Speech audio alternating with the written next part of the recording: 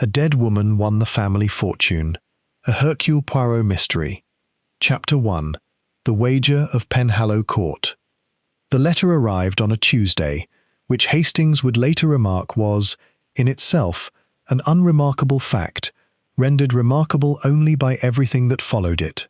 It came from a Cornish solicitor named Bertram Hale, written in a hand so precise it might have been engraved rather than penned, and it requested, with the particular delicacy solicitors reserve for matters they do not wish to explain fully on paper, that Monsieur Hercule Poirot make himself available to travel to Penhallow Court before the 3rd week of June. "A wager, Hastings," Poirot said, tapping the letter against his knuckles, as though testing its weight for sincerity. "An Englishman's will is very often a kind of joke he plays upon his descendants from beyond the grave. This one, I think, is rather a large joke." The story, as Hale later laid it before them in the oak-panelled study of Penhallow Court, was this. Sir Alaric Penhallow, tin mine fortune, eccentric collector, dead now some 11 months, had left behind a will so peculiar that 3 separate King's Counsel had been consulted before Hale dared certify it as sound. The bulk of the Penhallow estate, some £200,000, was not to pass automatically to his nearest kin.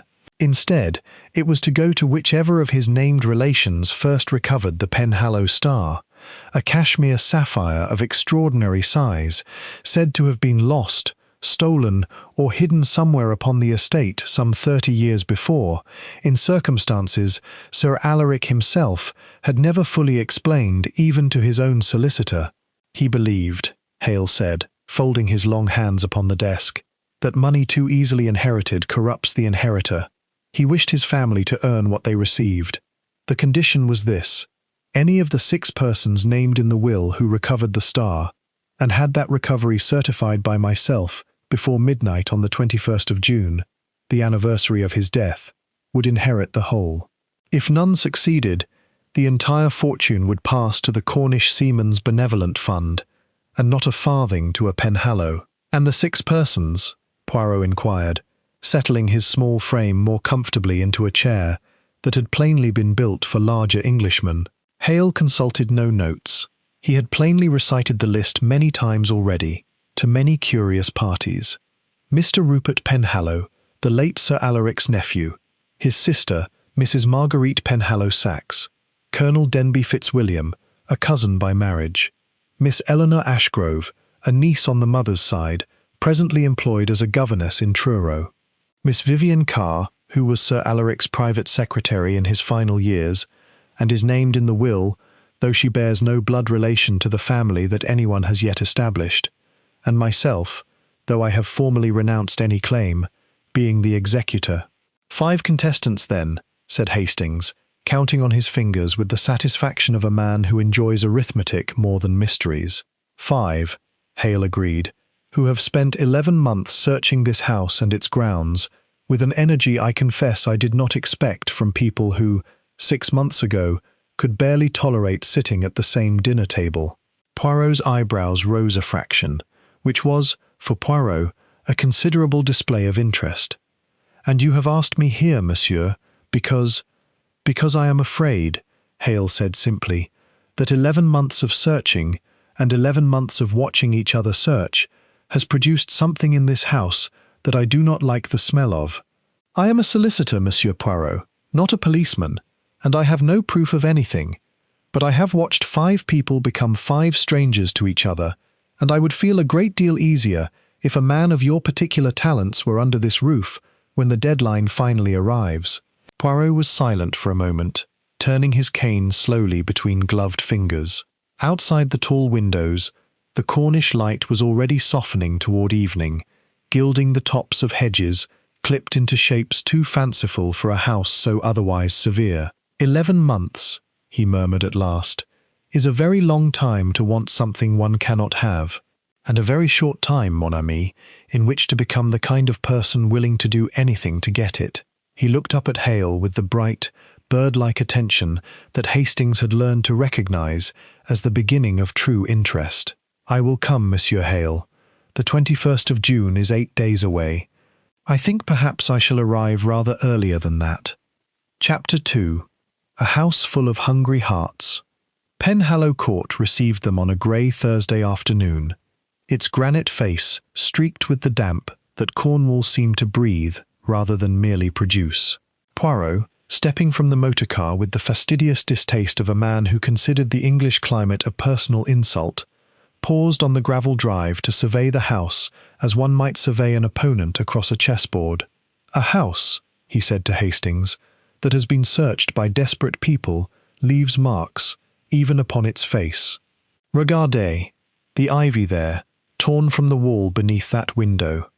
The disturbed gravel beneath the terrace, where someone has been digging and attempting, not very successfully, to disguise the fact. 11 months, Hastings, of 5 people quietly tearing a house apart while smiling at one another over the soup course." Hale met them in the hall and performed the introductions with the weary precision of a man reciting a well-worn liturgy. Rupert Penhallow proved to be a tall young man with his uncle's fine bones and none of his uncle's patience, dressed with a carelessness that did not quite disguise the fact that his clothes were rather better than his current circumstances warranted. He shook Poirot's hand with a grip a fraction too firm and a smile a fraction too quick. "The famous detective," he said. "Come to watch the vultures circle, have you?" "I have come, monsieur, to observe," Poirot replied placidly. "What is observed is not always what is expected." Marguerite Penhallow Saxe arrived a moment later in a cloud of expensive scent and faint anxiety. Her husband, a baronet of ancient title and diminishing fortune, trailing a pace behind her, like a man perpetually apologizing for existing. She was handsome, in the manner of a woman who had once been beautiful and had not yet forgiven the world for the difference. "You must forgive us all," she said, with a brittle little laugh. "We have become quite dreadful company. 11 months of treasure hunting does something to the nerves." Colonel Denby Fitzwilliam offered a stiff, military bow and rather less conversation. He was a thick-set man of perhaps 60, grey-moustached, with the particular stillness of men who have spent long careers learning to give nothing away. "Waste of time, all this fuss," he said shortly. "Man wants to leave his money to a game of hide-and-seek. That's his business. Doesn't mean the rest of us have to enjoy watching it." It was Miss Vivienne Carr who struck Hastings as the most curious of the household. A slight, dark-haired young woman of perhaps 25, dressed with a plainness that seemed deliberate rather than economical, who answered Poirot's courtesies with careful, measured politeness, and volunteered nothing beyond what was asked.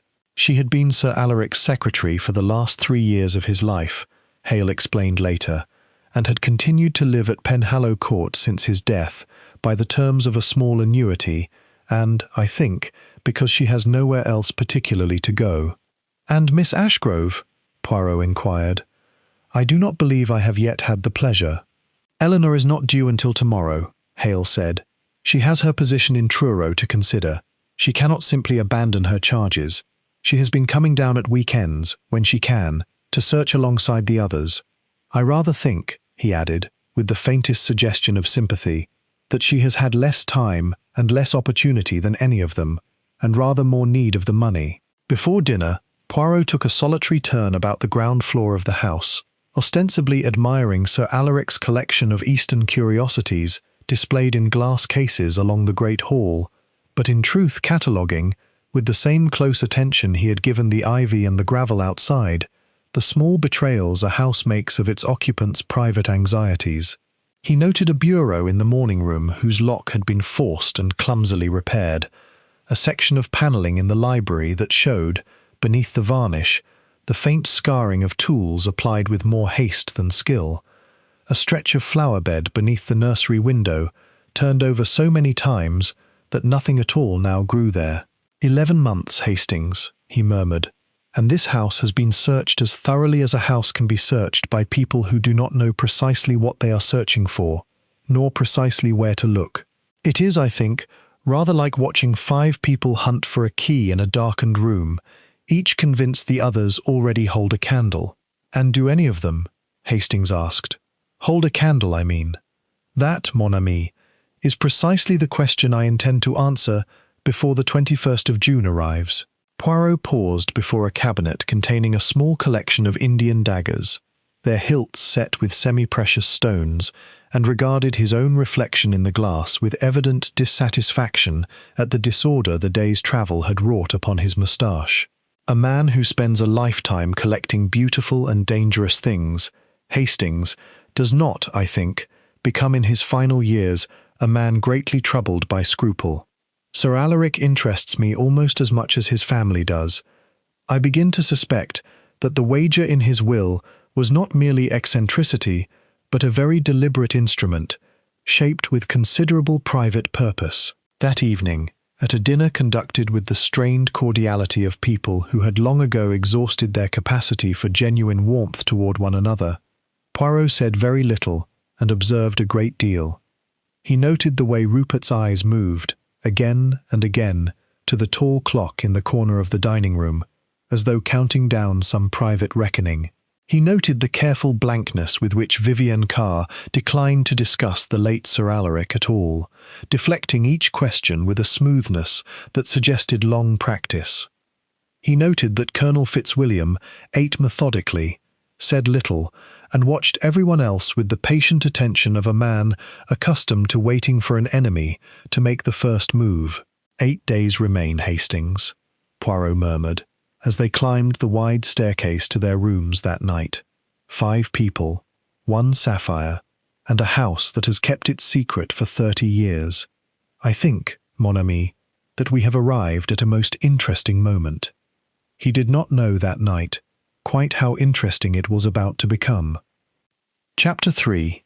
The star that vanished. Poirot spent the following morning, before Eleanor Ashgrove's expected arrival, walking the grounds of Penhallow Court, with Hale at his side, extracting from the solicitor every fragment of the story he could recall regarding the sapphire's original disappearance. Sir Alaric acquired the star in India some 40 years ago, Hale explained, as they crossed the damp lawn toward the ornamental lake. He was young then, and reckless, and there are stories, none of which I can vouch for, that the stone was not acquired entirely honestly. He kept it here, in a case in his study, for a decade, until one morning 30 years ago he woke to find the case empty and the window forced. And the thief was never discovered. Never. Sir Alaric was convinced, in his later years, that the stone had never truly left the house, that whoever took it had been frightened into hiding it somewhere upon the grounds, rather than risk selling so recognizable a jewel, and had never dared retrieve it. It became something of an obsession with him. He would not sell the estate, would not renovate the house, for fear of disturbing whatever hiding place might yet yield the star. I believe the wager in his will was less a moral experiment, as he liked to claim, than the last act of a man who could not solve his own puzzle and hoped his heirs might solve it for him. Poirot paused beside the lake, watching the grey water ripple beneath a light wind. A hiding place that has kept its secret 30 years, monsieur, is not likely to yield it now, merely because 5 people wish it to, unless, of course, someone already possesses a piece of knowledge the others lack. Do you suspect one of them of already knowing more than they admit? I suspect everyone of knowing more than they admit, mon ami. It is the natural condition of a family gathered around an inheritance. Poirot bent to examine a patch of disturbed earth near the lake's edge, where someone had evidently dug with more enthusiasm than method some weeks before, and straightened again with a small shake of his head. But I think it interesting, Monsieur Hale, that in 11 months of searching, no one thought to consult the one source of information that might have proved most useful of all. And what source is that?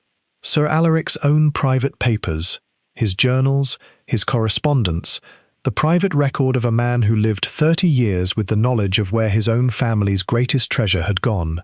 Surely, monsieur, if he suspected, as you tell me he did, that the star had never truly left the estate, he must have recorded somewhere his reasoning for that suspicion. A man does not carry so large a conviction for 3 decades without occasionally setting some part of it down on paper. Hale looked faintly uncomfortable. His papers were, and remain, rather disorganized, Monsieur Poirot. I confess I have not made a close study of them myself. There seemed neither time nor particular purpose, once the will's terms were settled and the search itself was underway. I assumed, I suppose, that if any of the family wished to consult them, they were welcome to do so, and several, I believe, have. Several, Poirot repeated, with evident interest. Which of them, monsieur, if you recall? Miss Carr, certainly. She assisted Sir Alaric with much of his correspondence in his final years, and continued, after his death, to help me catalogue what remained. Mrs. Penhallow Saxe asked for and received a key to the cabinet where the papers are kept, some months ago, though I could not tell you how much use she has actually made of it. The others, so far as I am aware, have shown little interest in old letters when the grounds themselves seemed the more promising object of their attention. Poirot filed this information away with the particular care Hastings had learned to recognize, and they returned to the house at noon to find it in a state of quiet commotion. Eleanor Ashgrove had arrived early, and with her, carried, Hastings gathered from the flushed and whispering housemaids, in a manner suggesting triumph rather than mere arrival, a small locked dispatch case that she had refused to relinquish to anyone, including, pointedly, her own cousins. Poirot found her in the morning room, a slight, plainly dressed woman of perhaps 30, with tired eyes and the particular quiet dignity of someone long accustomed to being overlooked. She rose as he entered and regarded him with a composure that struck him at once as unusual in a household otherwise so thoroughly infected with anxiety. "Monsieur Poirot," she said, "I had hoped we might speak before the others descend upon you with their opinions of me. I should be delighted, mademoiselle. They will tell you I am the poor relation," she said, without bitterness, "come to scrabble for scraps like the rest. They are not entirely wrong, but I wish you to know, before anyone else colours your impression, that I have not spent 11 months digging up my late uncle's garden. I have spent them thinking, and thinking, mademoiselle, has produced results." Eleanor Ashgrove's gaze moved, very briefly, to the dispatch case resting beside her chair, and something passed across her tired face that Hastings could not quite name. Not triumph exactly, but the particular relief of a burden very nearly set down. "Perhaps, Monsieur Poirot," she said carefully, "it has produced rather more than my cousins would like." She said no more on the subject, deflecting his gentle further inquiries with a skill that surprised him, and left the room a few minutes later, carrying the dispatch case as carefully as she had carried it in. Poirot watched her go, with an expression Hastings had seen before, the expression of a man who has just heard the first note of a melody whose ending he cannot yet predict, but suspects he will not enjoy. "She knows something, Hastings," he said quietly, once she had gone, "and unless I am very much mistaken, so does someone else in this house. Someone who is watching her rather more closely than her modest manner has led her to suspect." Chapter 4. Midsummer Silence. The days that followed settled into a rhythm that Hastings found increasingly oppressive, a household of 6 adults circling one another, with the elaborate courtesy of duelists saluting before a match, each aware that beneath the good manners lay something considerably less civil. Eleanor Ashgrove kept largely to herself, taking long walks about the grounds each morning with a small notebook that she guarded as jealously as the dispatch case, which she had, Hastings learned from an indiscreet housemaid, deposited with the Truro branch of the county bank the very afternoon of her arrival, returning with only a slip of paper that she folded into her handbag with visible satisfaction. Poirot observed him twice in low, urgent conversation with his sister Marguerite, both conversations breaking off the instant a third party approached, and once, more curiously, observed him attempting, with clumsy casualness, to draw Eleanor into conversation about her little walks, a subject upon which she answered him with a politeness so perfectly blank that even Rupert seemed to recognize its meaning and retreated. "He is afraid of her, Hastings," Poirot observed, watching from the library window as Rupert stalked away across the lawn. "Not of her person, you understand, but of what she may know. A man does not court the conversation of a cousin he has ignored for 11 months, unless he has begun, very belatedly, to suspect she holds a card he does not. Colonel Fitzwilliam, for his part, had abandoned the pretense of casual searching altogether, spending his days instead in a curious, methodical study of the estate's old plans and surveys, which Hale had reluctantly produced from the family archives at his insistence. "The Colonel does not believe in luck," Poirot remarked. "He believes in method. It is possible he has deduced something the others, in their scrambling, have missed." It was Vivienne Carr, however, who most occupied Poirot's private thoughts. She continued to hold herself apart from the household's fevered atmosphere, spending her days ostensibly assisting Hale with the estate's remaining paperwork, and Poirot noted, with the particular attention he gave to anything that did not fit a pattern, that she alone among the 5 contestants seemed to make no visible effort whatsoever to search for the star. "A woman with as much to gain as the others, mon ami, and yet she does not search," he said to Hastings one evening, as they took a turn about the darkening garden. "Either she has already concluded the search is hopeless, or she has already concluded it is unnecessary." There was, too, a quieter incident on the Friday afternoon that Hastings very nearly dismissed as unworthy of note, and which Poirot, characteristically, seized upon with the particular relish he reserved for details other men overlooked. Passing the open door of the small library, Hastings had glimpsed Marguerite and Rupert in low, urgent conversation, their heads bent close together over a scattering of papers upon the reading table, and had heard, quite distinctly before either noticed him, Marguerite's voice, sharp with something between fear and fury. "Cannot simply take what does not belong to us, Rupert, whatever debts you have run up," before Rupert's hand closed over hers and the conversation dropped abruptly to an inaudible murmur. When Hastings related this to Poirot that evening, the little detective's eyes brightened with unmistakable interest. "Ah, so brother and sister conspire together, and the sister, it seems, possesses rather more conscience than the brother in the matter of whatever it is they conspire toward. This is most useful, mon ami. It suggests that whatever plan Monsieur Penhallow has conceived to improve his own chances in this unhappy contest, his sister is not entirely easy in her own mind about it, which means, perhaps, that she may yet be persuaded to speak of it, given the proper encouragement and the proper moment." He found neither, that week, though he tried on 2 further occasions to draw Marguerite into confidence, meeting on each occasion the same brittle, overbright deflection she had offered since their first introduction. It was a pattern Poirot noted with interest rather than frustration.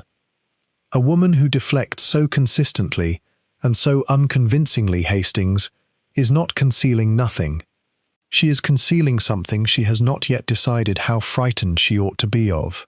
On the Saturday evening, 3 days before the deadline, the household gathered for a dinner that Marguerite had insisted upon hosting properly, as though sufficient silver and sufficient wine might paper over 11 months of mutual suspicion. Eleanor arrived last, having spent the afternoon walking alone toward the old orangery at the eastern edge of the grounds, a ruined glasshouse that Sir Alaric had allowed to fall into disrepair in his final years, and that no one else in the household had troubled to search, on the general theory that its collapsed roof and shattered panes made concealment there impossible. She said little during dinner, though Hastings noticed she ate with unusual appetite, and once, catching Poirot's eye across the table, offered him a small, private smile that seemed to carry some meaning he could not yet decipher. It was the last smile she would ever give anyone. She retired early, pleading fatigue from her walk, and the household followed within the hour, the strained cordiality of the evening dissolving into the particular silence of a house whose occupants no longer trust one another enough to linger in shared rooms after dark. By morning, Eleanor Ashgrove was dead. Chapter 5. The Body in the Orangery. It was one of the gardeners who found her, a little after 7 in the morning, lying among the broken glass and overgrown vines of the old orangery, her head resting at an angle that no sleeping woman's head ever rested at. He came running to the house, white-faced and incoherent, and it was Colonel Fitzwilliam, of all the household, the man least inclined to panic, who took charge, sending for the local constabulary before anyone else had properly understood what had happened. Poirot and Hastings reached the orangery within minutes of the alarm, ahead even of the local police. The glasshouse, in the pale early light, presented a scene of melancholy dilapidation, broken panes admitting the morning sun in scattered, unforgiving shafts, weeds grown thick between the flagstones, a single ornamental urn toppled and cracked near the entrance. Eleanor Ashgrove lay near the centre of the ruined structure, upon a bed of nettles and shattered glass, her plain grey walking dress, unmarked by any obvious violence save for the small dark stain at her temple, where her head had struck the stone edge of an old raised flower bed. "A fall, monsieur?" Hastings ventured, though something in his own voice told him he did not believe it. Poirot crouched beside the body with the particular delicacy he brought to such moments, his sharp eyes moving methodically over the scene, the position of the limbs, the disturbance of the weeds, the angle of the fatal wound. "A fall, Hastings. From what? There is no ladder here, no upper floor remaining to fall from. The roof collapsed years ago. A woman does not simply fall to her death upon level ground, unless she is first made unsteady upon it." He gestured, without touching, toward a faint discoloration upon the pale skin of her throat, barely visible beneath the collar of her dress. "And unsteadiness, mon ami, is very often assisted." The local police surgeon, arriving within the half-hour, confirmed within a cursory examination what Poirot had already privately concluded. The blow to the temple, while sufficient to have killed her, showed a pattern inconsistent with a simple fall, and the faint bruising at the throat suggested, though he would not commit to certainty until a fuller examination, that some manner of struggle had preceded her death. "Murder, then," said Inspector Japp, for it was, by fortunate or unfortunate coincidence, Japp himself who had been summoned from a nearby case to take charge of the investigation, and who greeted Poirot's presence at Penhallow Court with the particular mixture of exasperation and relief that had characterized their long acquaintance. "Trust you to be standing about the moment a body turns up, Poirot. Saves me the trouble of sending for you, I suppose." "I was invited, mon ami, before the crime, not after it," Poirot said gravely, "which I confess troubles me a great deal more than if I had arrived by chance." The dispatch case, when the household was gathered and questioned within the hour, was found to be missing from Eleanor's room, though the bank slip she had guarded so carefully was discovered, still folded, in the pocket of her walking dress, apparently overlooked by whoever had searched her belongings in the night. It was this detail, more than any other, that fixed Poirot's attention as the household assembled, pale and shaken, in the drawing-room to be informed of what had occurred. "Someone believed she carried something worth killing for," he said quietly to Hastings, as the constables moved among the stricken family. "And yet they took only the case, and overlooked the one piece of paper that would have told them the case was already empty of anything but her private notes. That, mon ami, is not the action of a careful murderer. It is the action of a frightened one." He looked for a long moment at the 5 remaining faces in the room, Rupert's ashen and unsteady, Marguerite's frozen in a rigid, disbelieving calm, the Colonel's grave and watchful, Vivian Carr's pale and very still, and something in his own expression hardened into the particular resolve Hastings had learned, over many years, to recognize as the true beginning of the case. 8 days, Hastings, to find a stone that has hidden itself for 30 years, he murmured. And it required, in the end, only 3 to bring a murderer into this house. I think, mon ami, we had better discover which of these 5 persons could no longer wait for the 21st of June. Chapter 6. Monsieur Poirot arrives, in earnest. If the household of Penhallow Court had regarded Poirot, until that morning, as an interesting curiosity summoned by an over-anxious solicitor, it regarded him now with an altogether different quality of attention, the wary, sidelong attention of people who have suddenly understood that a small, fastidious foreigner with an implausible moustache might, after all, hold their futures in his hands. Poirot did not hurry to disabuse them of this new respect. He established himself, with Japp's grudging cooperation, in Sir Alaric's old study, a room heavy with the smell of old leather and older tobacco, its walls lined with the glass-fronted cabinets in which the late baronet had once displayed the curiosities of his collecting life, and began, with characteristic method, to reconstruct the last hours of Eleanor Ashgrove's life. She retired at 10:30, he said to Hastings, consulting the notes Japp's constables had already gathered. Her room is on the second floor, at the eastern end of the corridor, nearest, I observed, to the back stair that leads down toward the gardens, and eventually to the orangery. The housemaid who brought her a jug of water at 11 states that she was already in her nightclothes and appeared, in the girl's words, "quite content, sir," humming to herself, "if you can believe it, the night before she died." "Hardly the behaviour of a woman with a guilty conscience," Hastings offered. "No, mon ami. Rather the behaviour of a woman who believed her difficulties very nearly at an end." Poirot's brow furrowed. "And yet, some time between 11 o'clock and the small hours of the morning, she rose from her bed, dressed once more in her walking clothes, and made her way, alone or not alone, to a ruined glass-house at the furthest edge of the grounds. Why, Hastings? A woman who believed her business finished does not choose midnight for a solitary ramble through broken glass and nettles, unless someone asked her to meet them there. Précisément."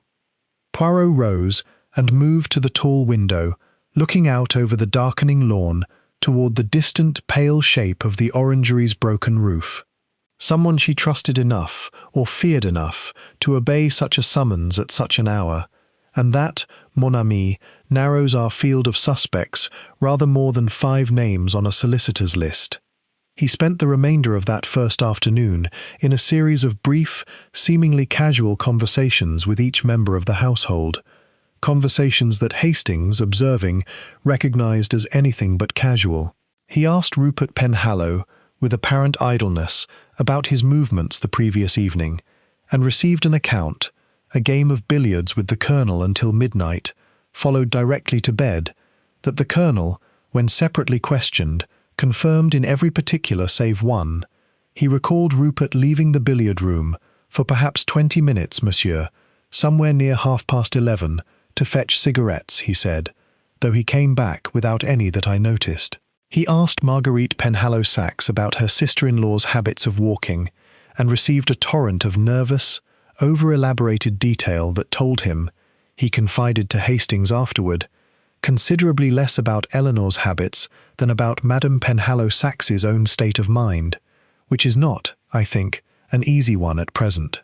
And he asked Vivienne Carr, gently, whether she had known Eleanor well. "Not well," the young woman said, her dark eyes steady and unreadable. "We were not close. I liked her, I think. What little I saw of her. She was kinder than the rest of them." A faint, bitter note entered her voice, quickly suppressed.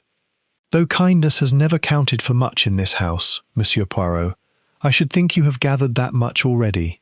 "I have gathered a great many things, mademoiselle," Poirot said mildly. "It is the gathering together of them that presently occupies me." That evening, as the house settled into a silence far heavier than any that had preceded it, Poirot sat long in the study with Hale's original will spread before him, reading and rereading the peculiar clauses of Sir Alaric's final wager, with the close attention of a man searching not for what the document said, but for what it had been carefully arranged not to say. "There is something here, Hastings," he murmured at last, "that Monsieur Hale himself has not fully understood. A condition, buried in the legal language, that I think may explain a very great deal, including, perhaps, why a dead woman's business at Penhallow Court is not nearly so finished as her murderer believes it to be." Chapter 7. Questions Beneath the Chandelier. The following morning, Poirot requested, through Hale, whose face had grown perceptibly greyer since the discovery of Eleanor's body, that the household assemble in the long drawing-room for what he termed a conversation of some necessity. Japp, standing at the room's threshold with the patient bulk of a man who had learned to let Poirot conduct such interviews in his own fashion, watched the 5 remaining suspects arrange themselves upon the room's stiff, old-fashioned furniture with the particular wariness of animals uncertain which direction danger might come from. "I wish, mesdames, messieurs, to speak first of the Penhallow star," Poirot began, standing before the cold hearth with his hands clasped behind him. "For 11 months, this house has revolved about the search for it. I think it time we asked ourselves a question. None of you, in your enthusiasm for the search, appear to have properly considered. Why did none of you find it?" "Because it isn't here to find," Rupert said shortly. "My uncle was a mad old fool who hid a stone so well even he forgot where he'd put it. Or it was never in the house at all, sold decades ago, and this whole wretched wager is just his idea of a joke on the lot of us." "Perhaps," Poirot allowed. "And yet, I do not think Mademoiselle Ashgrove believed it a joke. I think, on the contrary, that Mademoiselle Ashgrove believed she had found it." The silence that followed this remark had a quality Hastings had rarely encountered, even in Poirot's most dramatic revelations. Not merely attentive, but genuinely frightened. "That's absurd," Marguerite said, too quickly. "If Eleanor had found the star, she would have said so, claimed it. Mr. Hale would have certified it, and none of this would have happened at all. Would she have said so, madame? Consider her situation. A poor relation, overlooked by her family for years, suddenly in possession of an object worth £200,000, surrounded by 4 cousins who have spent 11 months searching for that very object, with an intensity that has, by your own admission, poisoned every relationship in this house. Would you, in her position, have announced your discovery aloud at the dinner table, or would you, perhaps, have moved with very great caution, securing your proof quietly, privately, with the one person in this house whose professional duty binds him to discretion?" All eyes moved, as one, to Hale, who had gone very still in his chair by the window. "Monsieur Hale," Poirot said gently, "I think it is time you told us precisely what Mademoiselle Ashgrove deposited with you on the afternoon of her arrival, and precisely what she asked of you regarding it." Hale's long hands trembled very slightly as he set them upon his knees. "She came to me the day she arrived," he said, his voice low. "She showed me, in confidence, Monsieur Poirot, under the strictest confidence, which I have honoured until this moment, believing it the only honourable course, a photograph and a written description matching in every particular the Penhallow star, as it is recorded in Sir Alaric's old insurance papers. She told me she had found the stone itself, some weeks before, hidden within the base of an old sundial in the walled garden, a location, she said, that she had deduced from a private notebook of her uncle's that had come into her possession after his death, and which none of the other searchers had thought to examine. "And the stone itself?" Poirot asked. "Where is it now?" "Deposited," Hale said, "in the vault of the Truro branch of the county bank, in a sealed box, registered in her name, the very afternoon of her arrival. I certified, in writing, that I had personally examined sufficient proof of the discovery to satisfy the terms of Sir Alaric's will. That certification is dated and signed, Monsieur Poirot, 4 days before her death." Rupert Penhallow had gone the colour of old ash. "Then she'd already won," he said, in a voice scarcely above a whisper. "Before she died, she'd already won the whole thing." "Yes, Monsieur Penhallow," Poirot said, very quietly, into the appalled silence that followed. "I believe she had, which raises, does it not, a most uncomfortable question for whoever murdered her. For whatever they hoped to gain by her death, it was not, I think, the fortune. That, mes amis, had already been decided 4 days before the orangery claimed her life." For a long moment no one in the room spoke. Marguerite had gone very pale, her hands twisting the fabric of her skirt with a nervous energy she seemed unable to master. Vivian Carr sat perfectly still, her dark eyes fixed on some point beyond the window, her expression giving nothing away. And Colonel Fitzwilliam, Hastings noted with the idle attention of a man not yet aware of what he was truly observing, had set down his teacup with such careful, deliberate slowness, that the china did not so much as click against its saucer. "Then why," Rupert said at last, his voice cracking slightly, "why kill her at all? If the money was already lost to the rest of us regardless, what in God's name was the point?" "That, monsieur, is the question I intend to answer," Poirot said. "I would ask you all to consider, in the days remaining before I do so, whether any among you spoke with Mademoiselle Ashgrove in the days before her death, whether she confided in any of you, however briefly, however incompletely, some portion of what she had discovered. I do not ask this as an accusation. I ask it because I believe the truth of this matter lies not in who wished to prevent her claiming the fortune, but in who wished to prevent her speaking of something else entirely, something Monsieur Hale himself has not yet told us, and which I do not believe Mademoiselle Ashgrove found by accident." Hale shifted uncomfortably in his chair, but said nothing further, and Poirot, watching the room with the patient attention of a man content to let a seed germinate in its own time, did not press him. The household dispersed shortly afterward, in a silence considerably heavier than any that had preceded it, each member retreating to separate corners of the great house, as though physical distance from one another might somehow lessen the weight of what had just been said. Chapter 8. The Obvious Suspect. The revelation of Eleanor's certified claim transformed the household's atmosphere overnight from one of grieving suspicion into something closer to open panic. If the fortune had already been decided, if Eleanor Ashgrove had, in some legal sense the others were only beginning to grasp, already won the wager before her death, then the murder that had seemed, on its surface, a crime of desperate rivalry now appeared to be something considerably stranger, a killing that had gained the murderer nothing at all. "Unless," Poirot observed to Hastings that afternoon, as they walked the gravel path toward the walled garden where Eleanor's sundial discovery had, according to Hale, been made. The murderer did not know of the certification. Mademoiselle Ashgrove kept her own counsel very carefully, Hastings. She confided in Monsieur Hale, and in no one else. It is entirely possible that whoever killed her believed, even as they struck the fatal blow, that they were eliminating a rival before she could claim the prize, not realizing that the race, for her, was already run and won. "Then the murder was pointless," Hastings said. "A crime committed for nothing. A crime committed in ignorance, mon ami, which is not at all the same thing as a crime committed for nothing.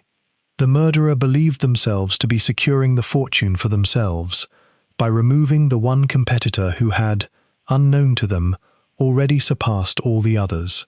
That belief, however mistaken, is itself a very great clue, for it tells us that our murderer did not know what Monsieur Hale knew, which means, whoever they are not so intimately acquainted with Mademoiselle Ashgrove's private business as her murder might otherwise suggest. It was Japp, arriving with characteristic bluntness some hours later, who first voiced what the entire household had begun, in its separate and anxious ways, to suspect.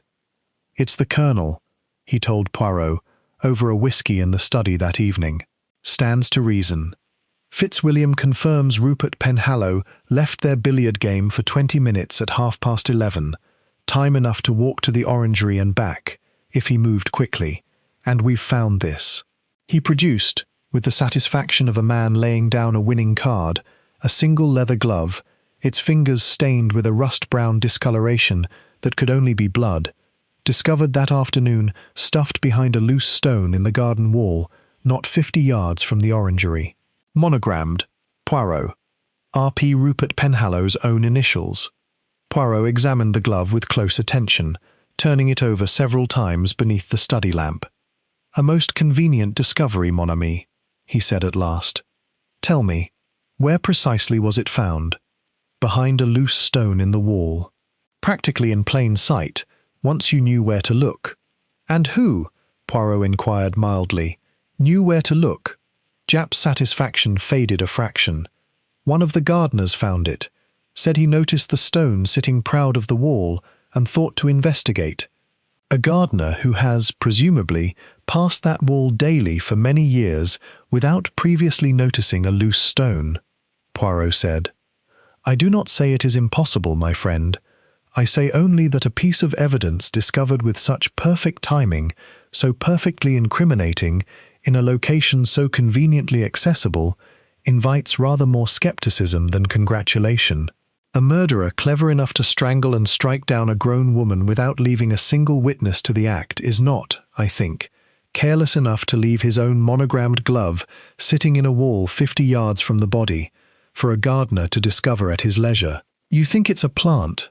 I think, mon ami, that we have upon our hands not merely a murderer, but a murderer with sufficient wit to recognize how eagerly the rest of this household would seize upon the most obvious suspect, if only the obvious suspect were offered to them." Poirot set the glove down with great care, as though it might yet yield further secrets under gentler handling. "Rupert Penhallow is arrogant, careless with money, and has behaved, since his cousin's death, with all the guilty nervousness of a 9-days wonder. He is, in short, exactly the sort of man the world expects to find guilty. Which is precisely why, Inspector, I do not believe he is." Chapter 9. A glove, a clock, a lie. Rupert Penhallow, confronted with the glove that evening, protested his innocence with a vehemence that convinced Japp of very little, and Poirot of rather more than the young man himself perhaps intended. "I don't know how it got there," he said, white-faced, pacing the length of the study, while Japp watched him with folded arms. "Yes, they're my gloves. Were my gloves. I don't know. I own a dozen pairs. Any of them could have been taken from my room, my coat pocket, anywhere." "You left the billiard room for 20 minutes on the night in question," Japp said. "Colonel Fitzwilliam confirms it. To fetch cigarettes." "I told you, and returned without any," Poirot observed quietly. "A curious errand, monsieur, that yields nothing." Rupert's pacing stopped. For a long moment he said nothing at all, his hands opening and closing at his sides, and when he spoke again, his voice had dropped to something considerably less defiant. "I went to find Eleanor," he admitted.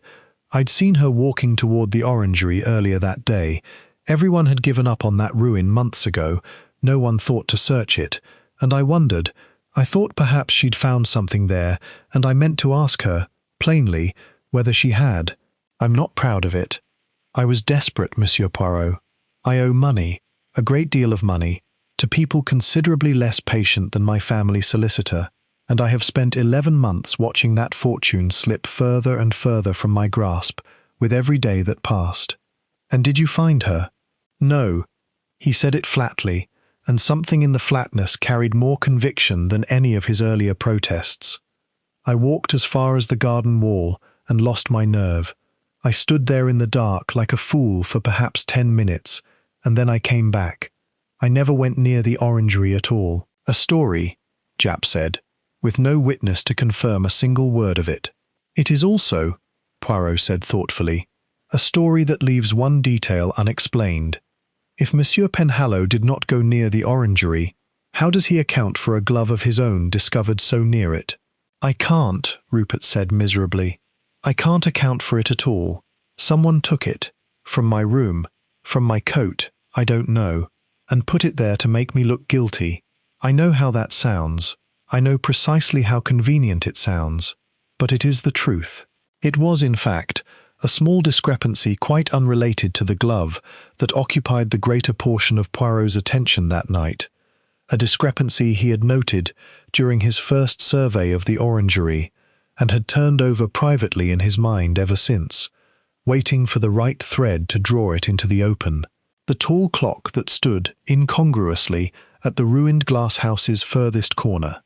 A relic, Hale had explained, of Sir Alaric's habit of scattering timepieces throughout even his most neglected structures, so that he might never, in his wanderings about the estate, lose track of the hour, had stopped, according to the constable who first examined the scene, at 17 minutes past midnight. "A most useful clock, mon ami," Poirot said to Hastings, as they stood once more within the orangery's broken walls the following morning, the pale sunlight falling in scattered shafts across the nettles where Eleanor Ashgrove had died.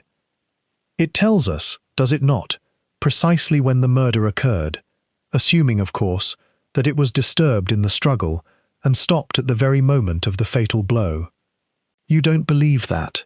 I believe, Hastings, that a clock which has stood neglected in a ruined glasshouse for years, exposed to damp and disuse, is a most improbable instrument to have kept perfect time until the precise moment of a murder, and then stopped with such convenient exactness.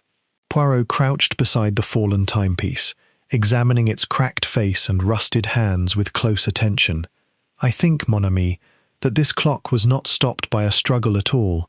I think it was stopped, quite deliberately, by human hands, set to a particular hour and left here to tell us a very particular lie. He drew from his pocket a small magnifying glass and studied the clock's mechanism through the shattered face with the patient thoroughness of a man who trusted nothing until he had examined it for himself. Observe, mon ami, the hands. They are bent very slightly forward, as though pressure had been applied to move them rather than allowed to stop naturally where the mechanism failed. And here, he indicated a faint scratch upon the clock's brass casing, a mark that suggests the case was opened, recently, by someone in rather too great a hurry to be careful of the metal beneath their fingernails or the edge of whatever tool they employed. You think someone reset it after the murder to establish a false time? I think it very probable, yes. And if I am correct, mon ami, it tells us something of very great importance, that our murderer possessed sufficient presence of mind, even in the immediate aftermath of a killing, to think of constructing a false alibi through so small and careful a detail as an old clock's stopped hands. That is not, I think, the action of a person overtaken entirely by panic. It is the action of a person capable of panic and calculation both, in very close succession, which is, I confess, a somewhat unsettling combination to discover in a murderer. They walked the perimeter of the orangery together in the pale morning light, Poirot pausing now and again to examine some fragment of broken glass, some bent stem of nettle, with the same close attention he had given the clock. Near the glasshouse's eastern wall, half hidden beneath a fallen branch, he discovered a second detail that seemed, to Hastings's eye, entirely unremarkable. A shallow depression in the soft earth, some 6 inches across, of a shape too regular to be entirely natural. "A footprint, monsieur," Hastings ventured. "A heel, I think, mon ami, a woman's heel, or a man's, pressed deep and then dragged very slightly, as though the person who made it had stood in this spot for some little time, shifting their weight, before moving away again toward the wall." Poirot straightened, brushing the damp from his knees with evident distaste.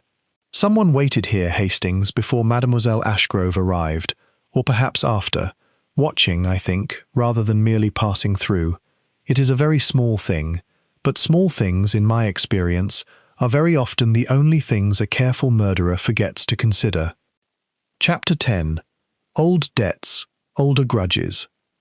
If the falsified clock suggested a murderer of considerable calculation rather than mere desperate impulse, it was the household's deeper history, patiently excavated by Poirot over the following 2 days, through conversations with servants, with Hale, and with the family members themselves, that began to furnish him with the raw material of motive. Marguerite Penhallow Sachs, he learned from a discreetly sympathetic housekeeper who had served the family for 30 years, had married her baronet for a title that had proved, in the event, to carry considerably more debt than distinction. Sir Reginald Sax's estate in Devon was mortgaged to the eaves, and Marguerite's letters, several of which Japp's men had, with Hale's reluctant permission, examined in the course of their inquiries, revealed a woman growing daily more desperate for the £200,000 that would, at a stroke, restore both her husband's fortunes and her own increasingly precarious social position. "She has as much reason as her brother to want the fortune, Hastings," Poirot observed, "and rather more reason than most to resent a poor cousin's sudden, unexpected triumph in the race for it." Colonel Fitzwilliam's history proved, upon closer examination, no less suggestive. A cousin only by marriage, his late wife had been a Penhallow by birth. He had, Hale confided, been all but disinherited from the family's earlier generosities, following a business venture some 15 years before that had, through the Colonel's own poor judgment, cost Sir Alaric a considerable sum. My uncle never fully forgave him, Hale said. That the Colonel was named in the will at all, I always understood, was less an act of affection than of a certain grim humour. Sir Alaric enjoyed watching a proud man forced to scrabble for what he had once believed his by right. A proud man, Poirot repeated thoughtfully. Forced to scrabble. That is a bitterness, mon ami, that 11 months does little to soften, and may do a very great deal to sharpen. There was, moreover, a detail of the Colonel's history that Hale mentioned almost in passing, and that Poirot did not permit to pass unremarked. He served in India, did he not, in his younger days? For some years, yes, before his marriage.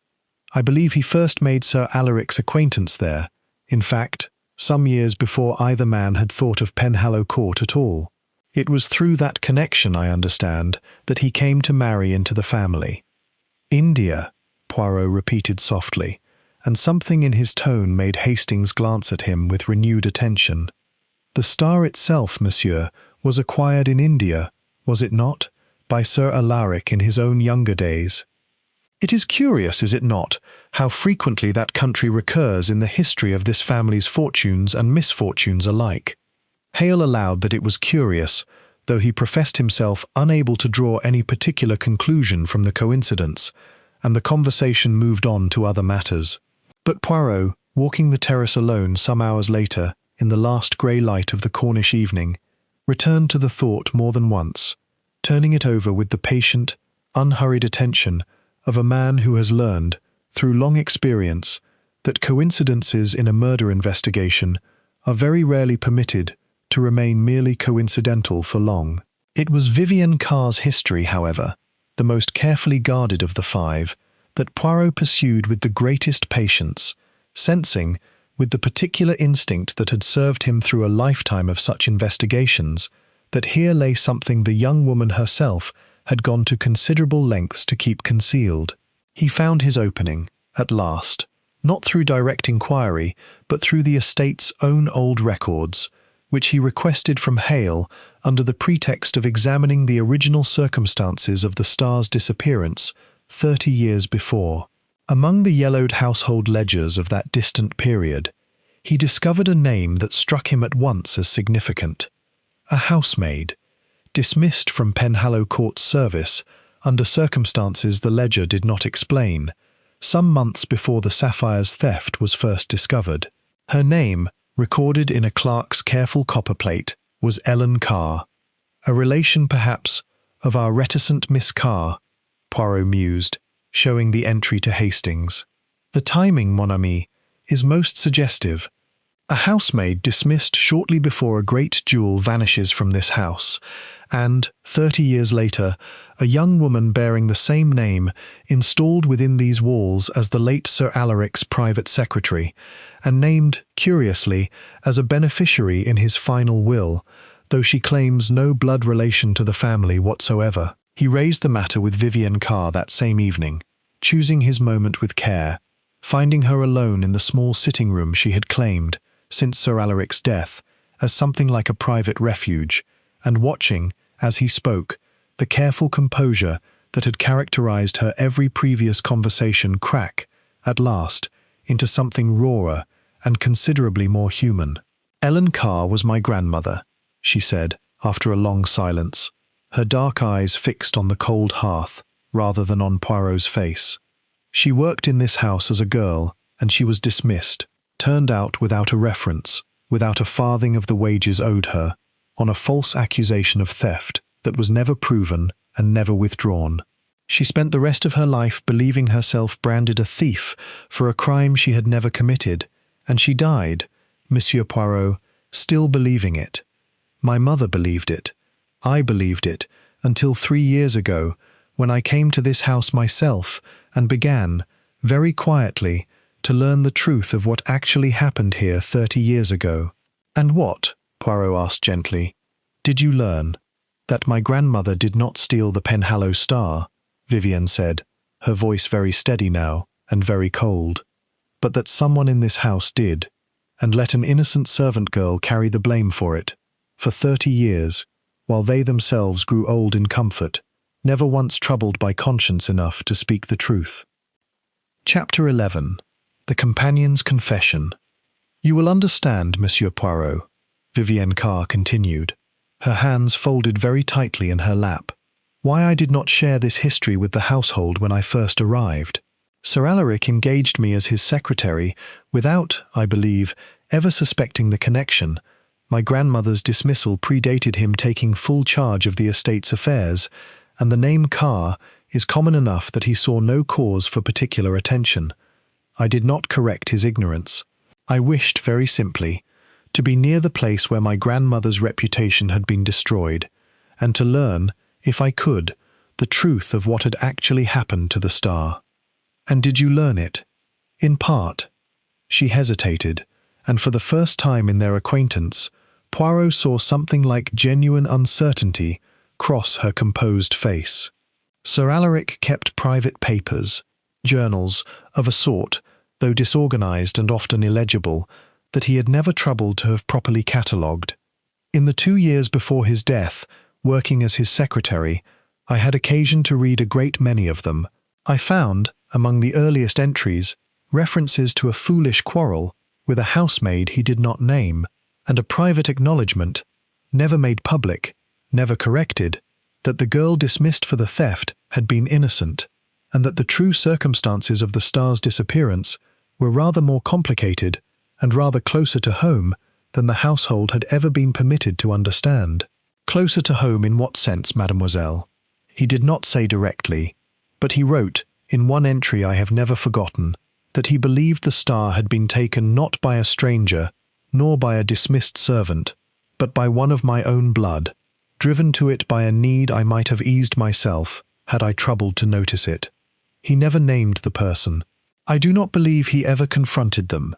I believe, Monsieur Poirot, that Sir Alaric Penhallow spent the final 30 years of his life protecting the identity of the true thief, out of some misguided sense of family loyalty, while allowing an innocent servant girl's name to remain forever blackened for a crime she never committed. Poirot sat for a long moment in silence, turning this new information carefully within the growing structure of his understanding. And the wager itself, mademoiselle, the strange condition of his will, that the fortune should pass only to whoever recovered the star. Do you believe now that this, too, was connected to his private knowledge? I believe, Vivienne said slowly, that Sir Alaric knew, or at least strongly suspected, where the star had ultimately come to rest, hidden, perhaps, by the very relation who had taken it 30 years before, too frightened or too proud to ever retrieve it and confess. I believe the wager was his final, cowardly attempt to have the truth uncovered by someone else's hand, without ever having to speak it himself. He wished the star found. He wished, perhaps, some measure of justice done at last for my grandmother's ruined name, but he had not the courage, even in his final will, to simply say so plainly. And did your grandmother ever learn any of this, before she died? That she took nothing, that she was never even permitted a fair hearing before the household's judgment fell upon her? Vivienne's composure slipped, very briefly, into something rawer. My grandmother spent the remainder of her life in service to other, lesser households, always with the shadow of that dismissal following her, always required to explain a reference she did not possess. She married late, and poorly, to a man who never let her forget the stain upon her character, real or not. My mother grew up in a household soured by that old injustice, and passed something of its bitterness down to me before she died, though she herself had scarcely known Penhallow Court at all. I did not come to this house merely from idle curiosity, Monsieur Poirot. I came because I had promised myself, as a girl, that if ever the opportunity arose, I would learn the truth my grandmother went to her grave never knowing, and see it, if I could, finally set right. And did Sir Alaric never suspect the true reason for your presence in his household? I do not believe so. I was careful, Monsieur Poirot, in ways I am not entirely proud of, cultivating his trust deliberately, making myself indispensable to his correspondence and his private affairs, precisely so that I might one day gain access to the papers I believed would hold the truth. It was not, perhaps, an honest way to enter a man's service, but I do not think, given what I have since learned of this family's capacity for convenient silence, that honesty alone would ever have brought me any closer to what I sought. Poirot regarded her for a long moment with an expression that held less censure than Hastings might have expected. "I believe you, mademoiselle," he said at last, "and I believe rather more the honesty of your grief for a grandmother you never knew than I might believe the professed innocence of certain other persons in this house who have had considerably less reason for such careful deception and considerably more to hide behind it." She said no more on the subject that evening, and Poirot did not press her further, but Hastings, watching the two of them part in the darkening corridor, understood that his friend had found in Vivienne Carr's long, quiet campaign of discovery not a suspect to be feared, but rather an unexpected ally in unravelling the deeper history that had, at last, cost Eleanor Ashgrove her life. "And you, mademoiselle, did you search for the star yourself in these 11 months, with this knowledge in your possession?" "No," her answer came without hesitation. "I did not want the fortune, Monsieur Poirot. Not truly. I wanted only the truth, and I had begun to believe I would never find it, buried as it was in an old man's guilty, unfinished journals." She paused, and something bleak entered her expression. "And then Eleanor Ashgrove died, and I understood that whatever secret Sir Alaric had spent 30 years protecting, it was not safely buried at all. It had simply been waiting, all this time, for someone to come close enough to disturb it." "You believe, then, that Mademoiselle Ashgrove's death and the old theft are connected?"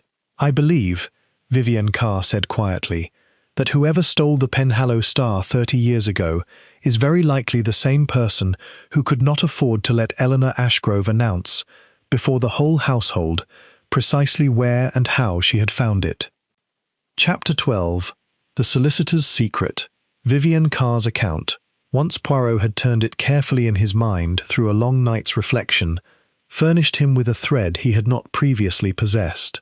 A connection, however indirect, between the Sapphire's original disappearance and the household's present tragedy. But a thread, he reminded Hastings the following morning, was not yet a rope sufficient to hang a murderer, and he spent that day in a renewed and more pointed examination of Bertram Hale's own history with the Penhallow family, a history that Hale himself, Poirot had begun to suspect, had not disclosed in its entirety. "You have served as the family's solicitor for how long, monsieur?" Poirot asked, when he had at last drawn Hale aside into the privacy of the study. 22 years, Hale said. "I inherited the practice, and the Penhallow account with it, from my late father, who served Sir Alaric's father before him." "Then you were solicitor to this family," Poirot observed, "at the time the Penhallow star first disappeared." Something in Hale's carefully composed manner faltered, very briefly, before he recovered it. "I was a junior clerk in my father's office at the time, Monsieur Poirot, scarcely 21 myself. I had little involvement in the matter." "And yet you recall it well enough to have related the circumstances to me in considerable detail, upon my very first inquiry." "It is a well-known story in this household, Monsieur Poirot. One need not have been directly involved to know its outlines." "Its outlines, perhaps," Poirot said gently. "But I think, monsieur, that you know rather more than the outlines. I think you know, as your father surely knew before you, precisely who was dismissed from this house's service under suspicion of that theft, and precisely how unjust that dismissal truly was." Hale's long hands, folded upon the desk, had gone very white at the knuckles.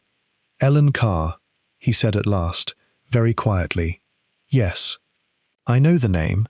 My father handled the matter of her dismissal, at Sir Alaric's father's instruction, and I recall, though I was young, and it made little impression on me at the time, that my father expressed some private doubt, in the years that followed, as to whether the girl had truly been guilty of anything at all." "And did your father ever discover who was truly responsible?" "If he did," Hale said, "he never told me. He died some 15 years ago, Monsieur Poirot, and whatever suspicions he carried them to his grave.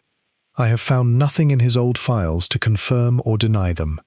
Poirot studied the solicitor's grave, careworn face for a long moment, weighing the truth of this final assertion against the accumulated weight of everything else he had learned. "I believe you, monsieur," he said at last, "but I think it very possible that Mademoiselle Ashgrove, in the course of her own private search through Sir Alaric's papers, discovered rather more than you or your father ever did. I think it possible that she did not merely find the star's hiding place, but understood, from Sir Alaric's own journals, precisely who had placed it there 30 years before, and that this second discovery, rather than the first, is what ultimately cost her her life." Hale's face had gone the colour of old parchment. "You believe she confronted the thief?"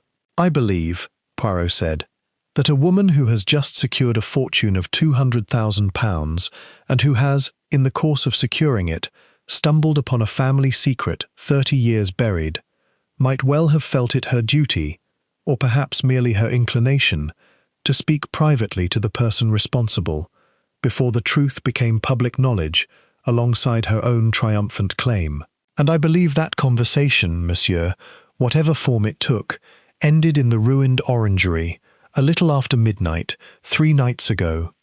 Hale rose from his chair and moved to the window, standing for a long moment with his back to the room, his shoulders bowed in a manner that suggested a weight considerably heavier than his usual professional reserve. "I have served this family 22 years, Monsieur Poirot," he said at last, without turning. "I buried Sir Alaric's father, and I shall very likely bury whoever inherits after this dreadful business is concluded. I have watched a great many secrets pass through my hands in that time, and I have learned, I think, to carry them without letting their weight show upon my face. But I confess to you now that I have slept very badly since Mademoiselle Ashgrove's death, wondering whether some word of mine, some careless remark to the wrong person at the wrong moment, might have set this tragedy in motion without my ever intending it." "You reproach yourself unfairly, monsieur," Poirot said gently. "A murderer's hand struck the blow. Yours did not guide it. Perhaps not directly." Hale turned back at last, his long face grave. "But I gave Miss Ashgrove access to the very papers that led her to her discovery, Monsieur Poirot. I saw no harm in it at the time," she asked, quite reasonably, to examine her uncle's old correspondence in the course of her search for the star, and I saw no reason to refuse a woman with as legitimate a claim upon this family's history as any of the others. I did not imagine, God help me, that those same papers might also lead her toward her own death." "You could not have foreseen it," Poirot said, "any more than Mademoiselle Ashgrove herself foresaw it, when she extended what she believed to be a simple kindness to a troubled relation. I think, monsieur, that the blame in this matter belongs entirely to the hand that struck the blow, and to no one else in this house, however heavily each of you may presently be inclined to share it among yourselves." Chapter 13. A Letter from the Grave.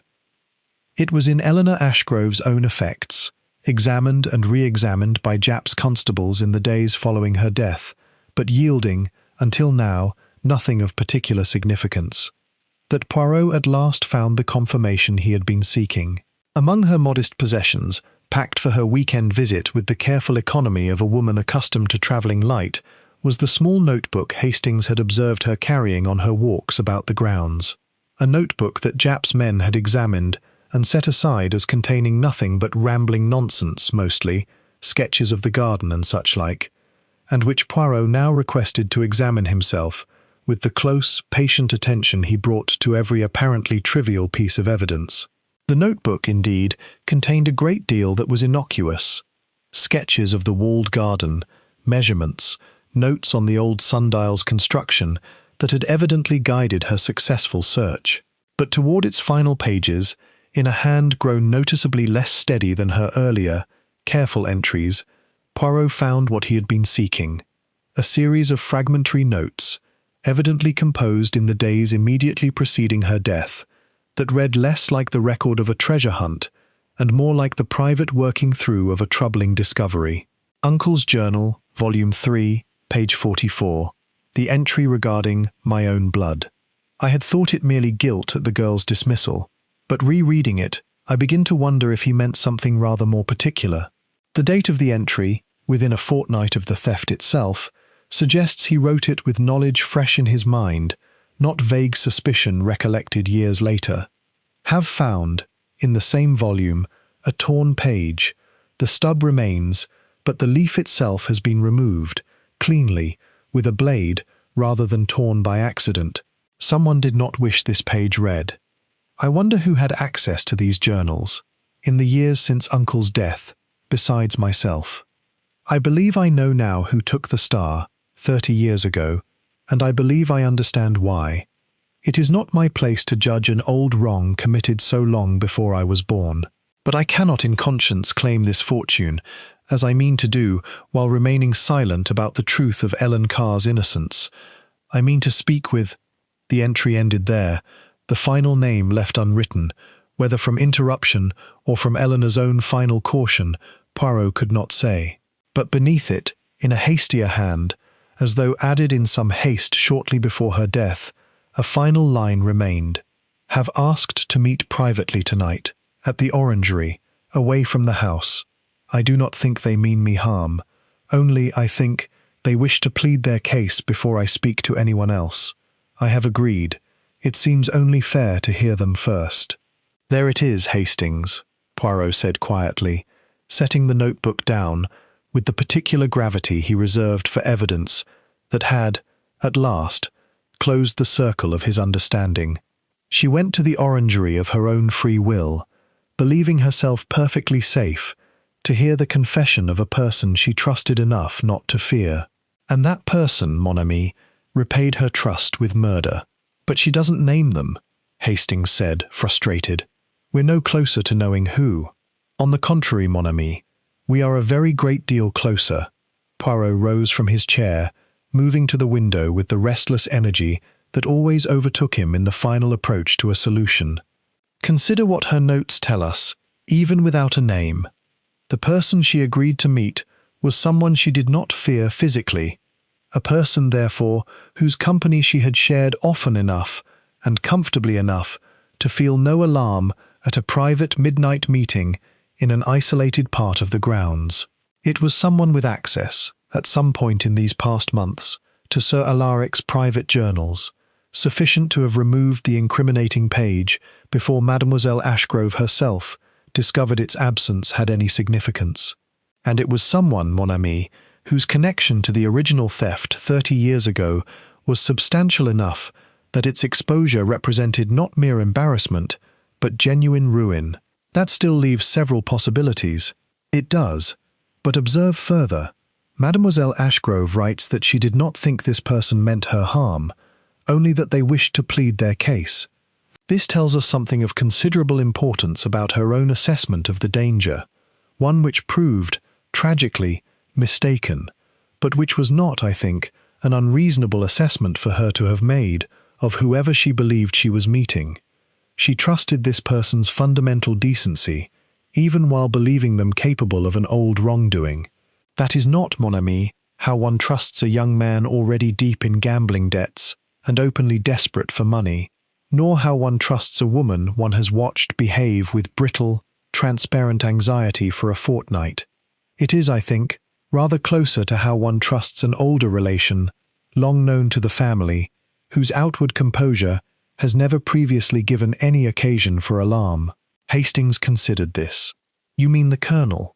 I mean, mon ami, that a torn page, removed from a locked cabinet with a blade, rather than torn by accident. A page that once, presumably, named plainly the person he had long protected.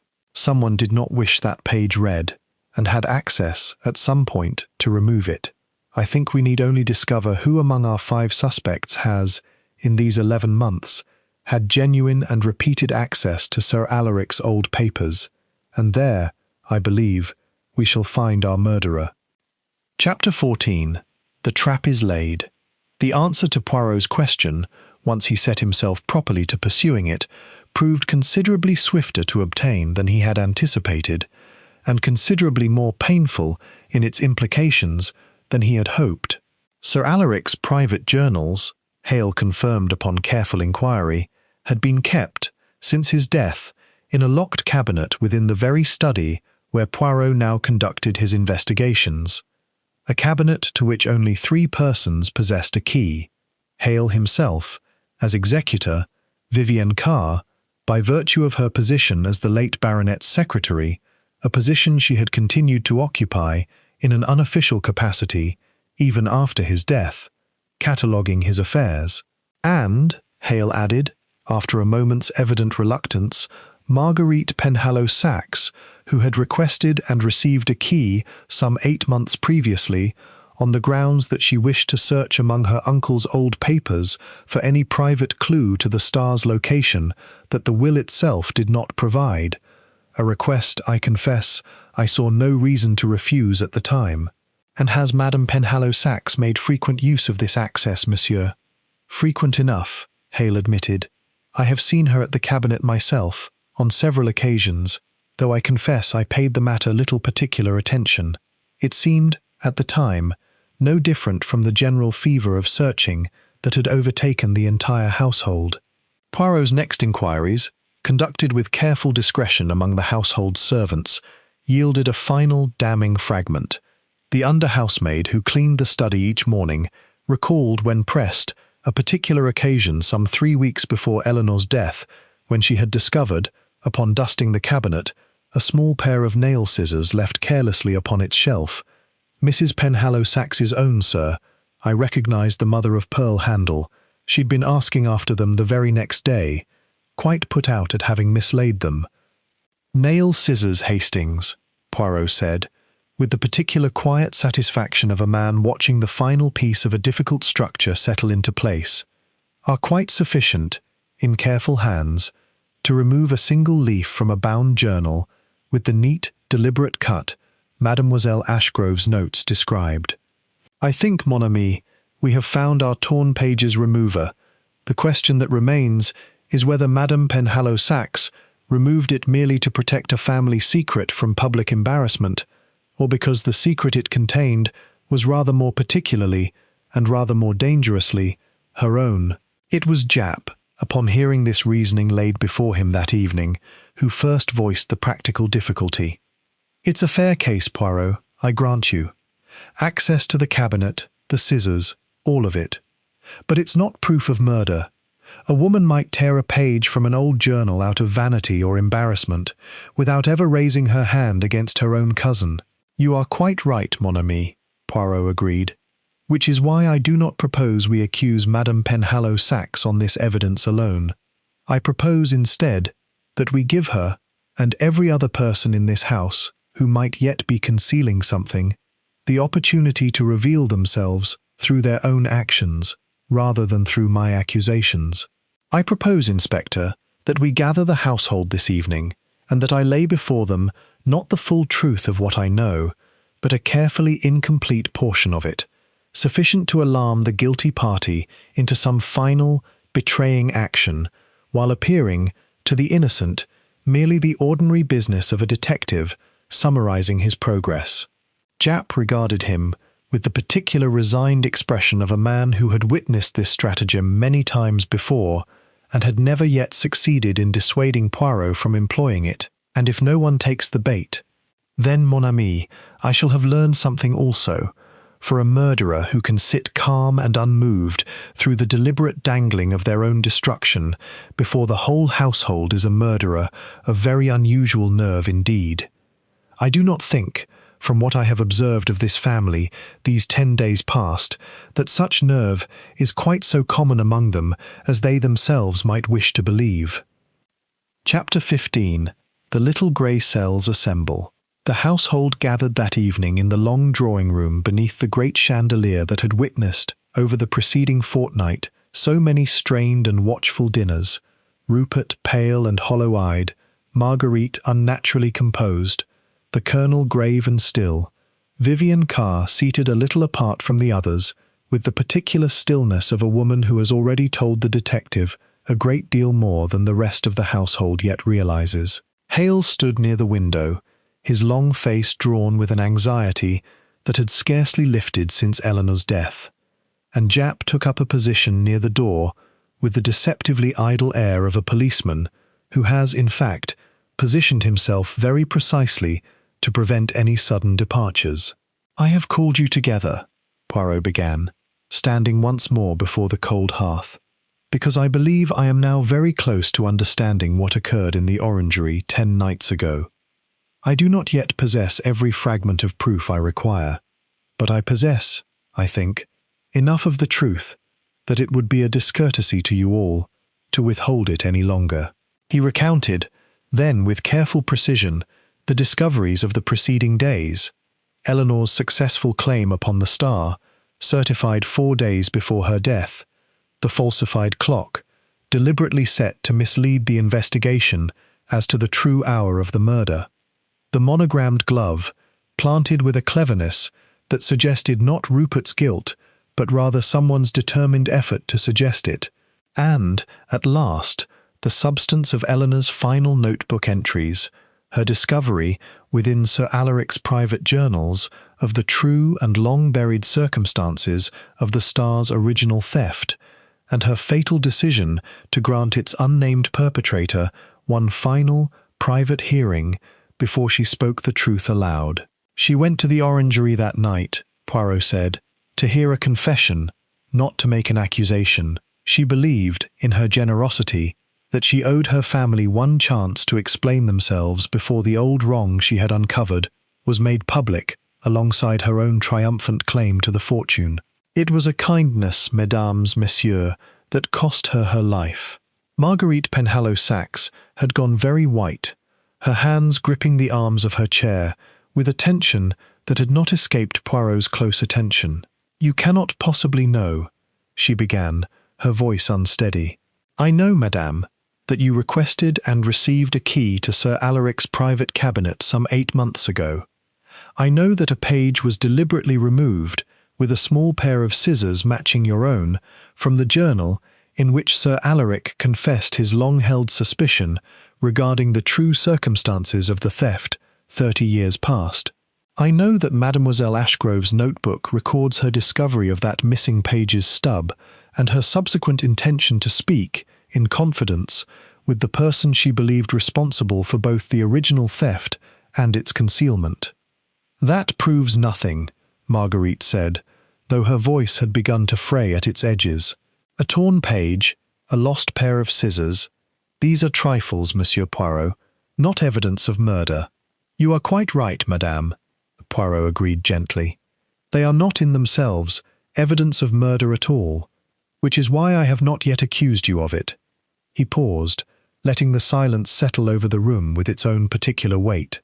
"I have described, this evening, only the person who removed a page from an old journal, a person who might have done so from vanity, from embarrassment, from any number of motives considerably short of killing their own cousin. The murderer of Eleanor Ashgrove, mesdames, messieurs, is not yet named in this room. I believe, however, that they are sitting in it." Rupert Penhallow, for his part, sat through this recitation with the particular stillness of a man who understood, at last, that he had spent 10 days as the household's presumed villain for a crime he had not committed, and did not yet know whether to feel relief or fresh terror at Poirot's continued refusal to name the true culprit. "You said," he managed at last, "that the glove was planted, that someone wished to see me blamed. If it was not I, and you now say it was not truly for the money at all, then what in heaven's name was the purpose of any of it?" "The purpose, monsieur, was very simple and very human," Poirot said. "Fear. Not fear of losing a fortune already lost to every one of you the moment Mademoiselle Ashgrove's claim was certified, but fear of something considerably older and considerably more personal, coming at last into the light after 30 years of careful darkness. I do not think our murderer set out, that night, intending murder at all. I think our murderer went to the orangery, hoping only to persuade, to plead, perhaps even to bargain, and that murder came only when persuasion failed, in a single moment of panic from which there could afterward be no retreat. It was in the silence that followed this quiet, deliberate provocation, a silence Poirot had constructed with precisely this purpose, that Hastings, watching the gathered faces with the close attention his years beside Poirot had taught him, saw it, a single, betraying movement, so slight that a less careful observer might have missed it altogether, but unmistakable to eyes that had learned to watch for exactly such moments. It was not Marguerite who moved. It was Colonel Fitzwilliam, his weathered hand, resting upon the arm of his chair, closing very slowly, very deliberately, into a fist. Chapter 16. The Reveal in the Long Gallery. "Colonel Fitzwilliam," Poirot said, turning toward him with a gentleness that made the accusation, when it came, all the more devastating for its quietness. "I think it is time you told us the truth of what occurred 30 years ago, and the truth of what occurred 10 nights past in the orangery." The Colonel's stillness, which had characterized every previous conversation Poirot had shared with him, held for a long moment. The particular, disciplined stillness of a soldier accustomed to concealing pain and fear alike behind a controlled exterior. And then, quite suddenly, it broke. "I was 23, he said, his voice low and rough, stripped for the first time of its habitual military crispness. A young man, newly married to Alaric's cousin, deep in debt, from a foolish investment I'd been too proud to confess to my own family. I saw the star in its case one evening when Alaric had gone down to dinner and left his study unlocked. I told myself I would only borrow it, pawn it quietly, redeem it within the month, return it before anyone noticed it gone. I never intended a theft that would last 30 years, Monsieur Poirot. I intended a foolish, desperate loan that I meant to repay before my conscience had time to properly trouble me. But you did not redeem it. The debt proved larger than I had understood, and the pawnbroker I had trusted proved less discreet than I had hoped. Within a fortnight, rumors of a valuable stone changing hands had reached ears I could not afford to have hear them. I panicked. I retrieved the star before it could be sold onward and traced back to me, and I hid it, foolishly, hastily, in the base of that old sundial in the walled garden, meaning to return for it once the danger had passed. And then, Monsieur Poirot, a housemaid was dismissed for the theft I alone had committed, and I told myself, in the particular cowardice of young men who have not yet learned the true weight of their own actions, that it was not truly my responsibility to correct a mistake I had not directly caused. I told myself this for 30 years, and Sir Alaric knew. He suspected, I believe, almost from the first. We were cousins by marriage, close in age, and he was not a fool, whatever else he was. But he never confronted me directly, not once in 30 years, and I understood, without either of us ever saying so plainly, that his silence was the price of my continued place within this family, and mine was the price of his continued self-respect at having failed to properly investigate an innocent girl's dismissal. We built, between us, a very comfortable silence, Monsieur Poirot. I did not expect it to survive his death by so little as a year. And Mademoiselle Ashgrove discovered it. The Colonel's controlled face, for the first time, showed something like genuine grief. She came to me quietly, the night before she died, and asked, not accused, Monsieur Poirot, asked, with more kindness than I believe I have ever deserved from anyone, whether I would meet her privately, that she might hear my account of it before she spoke to anyone else. I agreed. I believed, God forgive me, that I might yet persuade her to silence, offer her some portion of my own remaining means, appeal to whatever family loyalty might yet survive between us, anything rather than see 30 years of careful silence undone in a single evening. You went to the orangery prepared, then, to bargain. I went prepared to beg, Monsieur Poirot, though I should not have used that word to myself at the time. A soldier does not easily admit to begging, even in the privacy of his own thoughts. I told myself I was merely going to explain, to make her understand the man I had become in 30 years of quiet penance, rather than the frightened boy who had made one catastrophic error at 23. I do not know, even now, whether I believed my own explanation would move her, or whether some part of me already understood, walking down that dark path toward the glass house, that no explanation I could offer would be sufficient. And when she refused, she did not refuse, precisely, the colonel said, and his voice had dropped now to something barely audible. She listened to everything I said, with a patience I had not expected and did not deserve, and then she told me, very gently, that she could not in conscience remain silent, that Ellen Carr's granddaughter deserved to know the truth, whatever it cost the rest of us. She said, "I remember it very clearly, Monsieur Poirot. I do not think I shall ever forget it, that she had spent her own life being overlooked by this family, valued for nothing beyond what small use she might occasionally provide, and that she would not now purchase her own long-delayed triumph at the price of leaving another woman's name unjustly stained for a crime that woman had never committed." It was, I think, the finest thing I have ever heard anyone say, and I answered it, God help me, with violence. He fell silent for a long moment, his hands, which had rested so still throughout the interview, now trembling visibly upon his knees. I understood, in that moment, that 30 years of careful silence was about to end, and that I could not survive its ending, not the scandal, not the disgrace, not the particular horror of my own children learning what their father had truly been. I do not offer this as justification, Monsieur Poirot. I offer it only as explanation. I struck her, once, in panic, meaning only to silence her protest, and she fell, and struck her head upon the stone, and by the time I understood what I had done, it was already beyond any undoing. Jap, standing near the door, had already signalled quietly to the constable waiting in the hall, and the formal business of arrest proceeded with the grave, unhurried correctness that Hastings had come to associate with the inspector's better moments. The colonel offered no resistance, submitting to the handcuffs with the same rigid, disciplined composure that had characterized his entire bearing throughout the household's 10 days of suspicion, though Hastings, watching him go, thought he had never seen a man look quite so entirely, quietly broken. Chapter 17. Reflections at Dawn. Colonel Fitzwilliam was taken into custody that same night.